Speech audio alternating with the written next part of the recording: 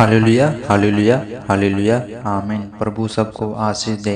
इन वचनों के अनुसार जो भाई बहन इस वचन को शुरू से लेकर अंत तक देखेंगे, चलिए हम चलते हैं वचन की तरफ। तब यहोवा परमेश्वर जो दिन के ठंडे समय वाटिका में फिरता था का शब्द उनको सुनाई दिया। तब आदम और उसकी पत्नी वाटिका के वृक्षों के बीच यहोवा परमेश्वर से छिप गए। तब यहोवा परमेश्वर ने पुकारकर आदम से पूछा, तू कहाँ है? उसने कहा, मैं तेरा शब्द बारी से सुनकर डर गया, क्योंकि मैं नंगा था, इसलिए छिप गया। उसने कहा, किसने तुझे बताया कि तू नंगा है?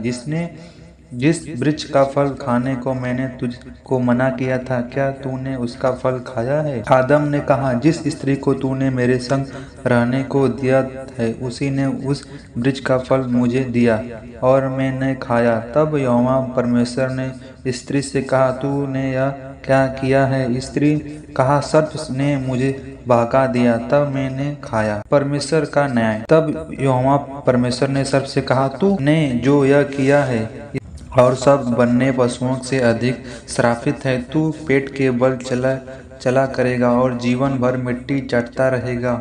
और मैं तेरे और इस स्त्री बीच में और तेरे वंश और इसके वंश के बीच में बैर उत्पन्न करूंगा। वह तेरे सिर को कुचल डालेगा और तू उसकी एड़ी से डसेगा।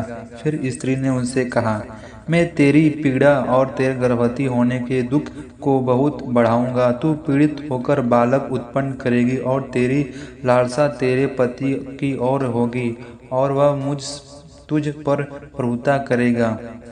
और आदम ने उनसे कहा, तूने जो अपनी पत्नी की बात सुनी और जिस वृक्ष के फल के विषय मैंने तुझे आज्ञा दी थी कि तू उसे न खाना, उसको तूने खाया है, इसलिए भूमि तेरे कारण श्रापित है। तू उसकी उपज जीवन भर दुख के साथ खाया करेगा और वह तेरे लिए कांटे और उठकाटे उगाएंगी और तू खेत की उपज खाएगा और अपने माथे के पसीने की रोटी खाया करेगा और अनंत में मिट्टी में मिल जाया, क्योंकि तू उसी में से निकला गया है।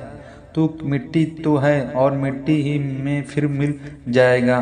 फिर यहोवा परमेश्वर ने कहा, मनुष्य भले बुरे ज्ञान पाकर हम में से एक के समान हो गए हैं, इसलिए अब ऐसा न हो कि वह हाथ बढ़ाकर जीवन के वृक्ष का फल भी तोड़े के खा ले और सदा जीवित रहे। यहोवा परमेश्वर ने उसको आदन की वाटिका में से निकाल दिया कि वह उस भूमि पर खेती करे जिसमें वह बनाया गया था। इसलिए आदम ने उनसे निकाल दिया और जीवन के वृक्ष के मार्ग का पहरा देने के लिए अदन की वाटिका के वृक्ष पूर्व की ओर कब्रों के और चारों ओर घूमने वाले जलवायु तलवार को भी नियुक्त कर दिया।